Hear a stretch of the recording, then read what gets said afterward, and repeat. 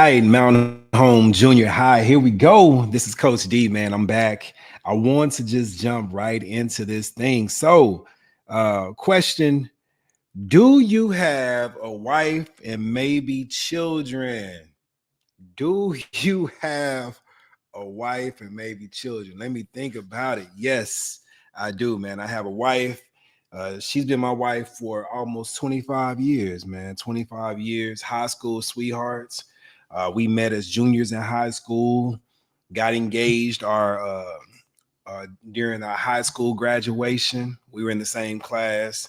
Um, I went off to boot camp for the Marine Corps. And as soon as I came back home, man, we got married. A month later, we had our baby. So our first child. And yes, I have five children. The oldest, the one I just mentioned, she's actually in the Marine Corps. She's doing her thing, traveling overseas, training in martial arts. She's a sergeant in the Marine Corps. Like she's really doing her thing, man.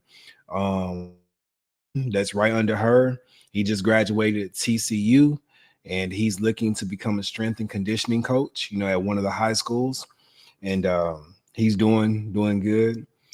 We have another son who's getting ready to graduate high school at the end of, or actually next week, but yeah, it's good. And then we got two more. Another son that's right under him. He's a junior this year. He graduates next year. And then our daughter, our baby girl, man, she's a sophomore this year. And so that's the whole Thomas tribe right there, right? That's the Thomas tribe. Appreciate the question. All right, next question. It says, what happened to his dad's girlfriend? Man, I always question, y'all, always. And what I will say is you got to get the book, man. Yeah, get the book. Today I win. When Tesco be on the classroom, I break that down in the book. And it's a little shameless plug. I ain't gonna lie, like it's a little shameless plug, but no, it's a really good read. I do encourage you for real, like to get the book. I know some people have been asking, where can I get the book? Man, you can go to my website, you can DM me on Instagram, or whatever the case may be, and then bottom line, you can get the book from there. So I think if you really are curious, and let me see, not sure if I can put it here. Let me try this. I'm gonna put it in here for you. That way you guys can see what that website is. All right. So committed to the number 2 win. All right. That's where you can go to check out the books. And that's it right there on the screen. So committed to win.com. That's where you can go to check out those books to order whatever you want. We have some merch in there as well. I'm like, feel free. You good.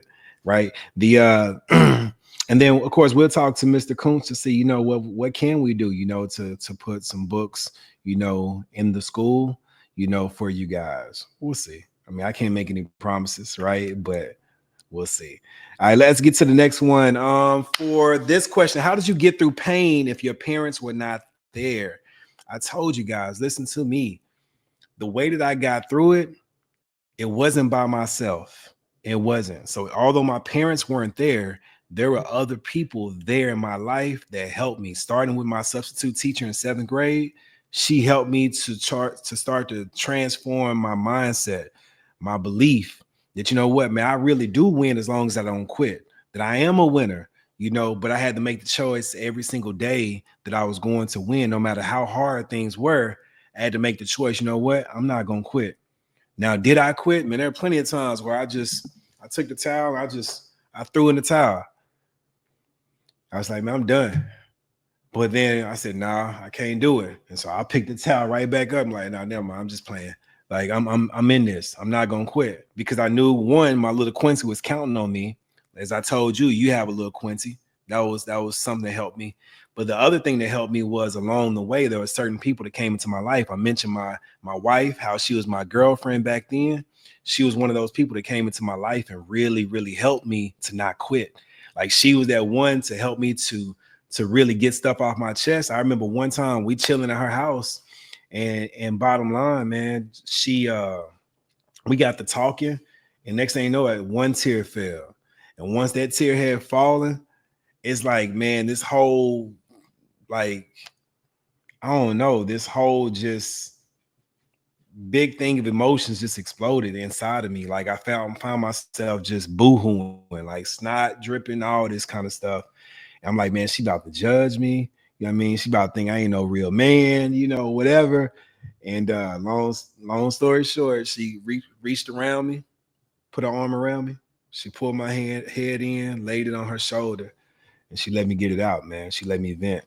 And that was a huge help.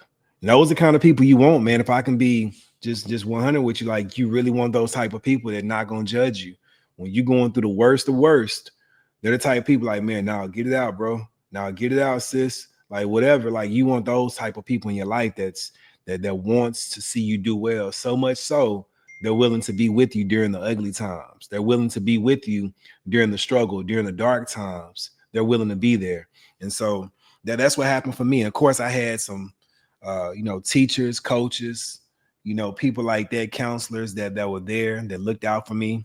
One particular lady was one of my dad's old classmates. She used to go to school with them. And so she really looked out for me. Even to this day, like she'll check on me every now and again.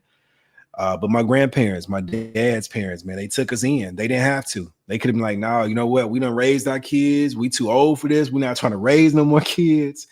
But no, they took me and my brother in. I'm so grateful that they did. You know what I'm saying?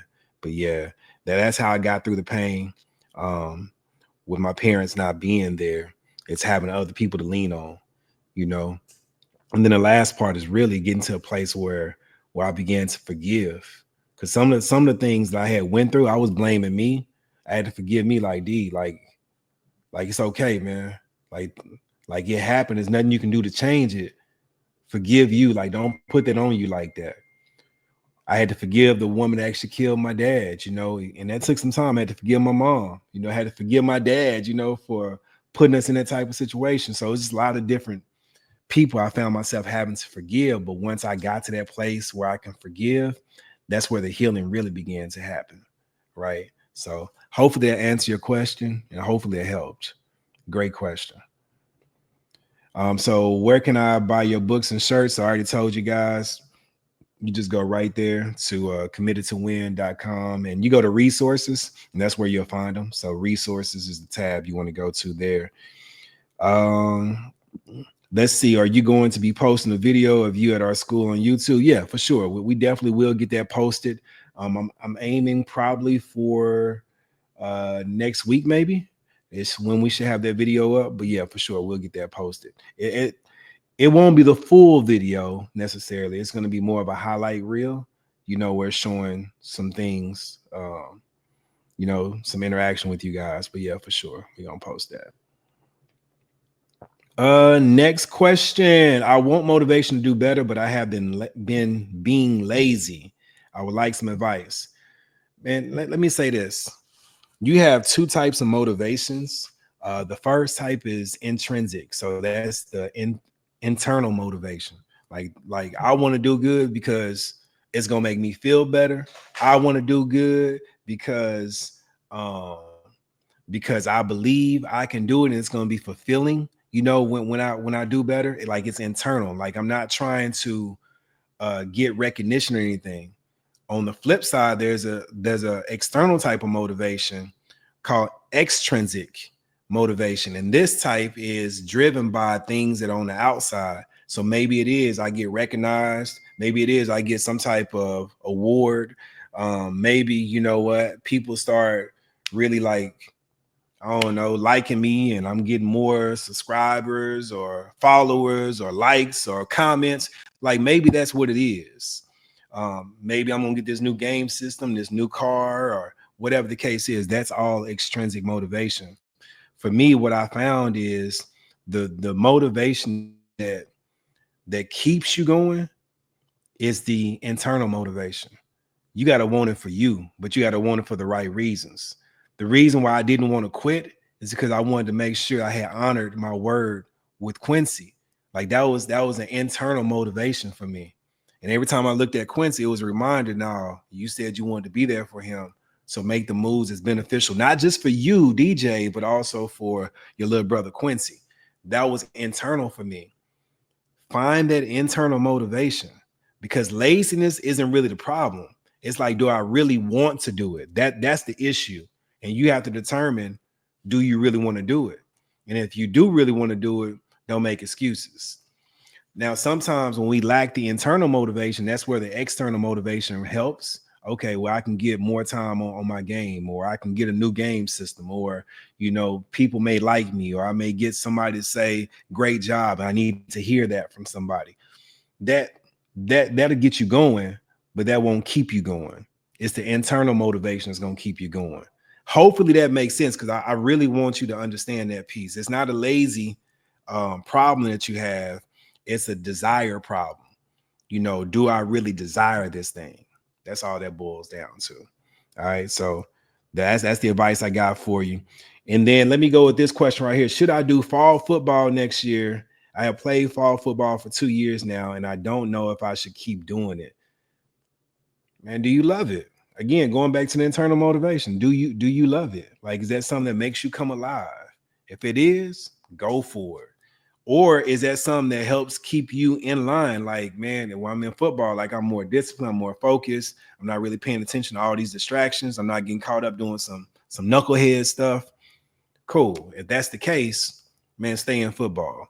Or I want to stay in shape. It helps me stay in shape. Okay. Keep doing football, right? If that's what helps. But for me, it really boils down again to your desire. Does this thing make you come alive? Do you get excited about it? Or is it more of a chore to do football?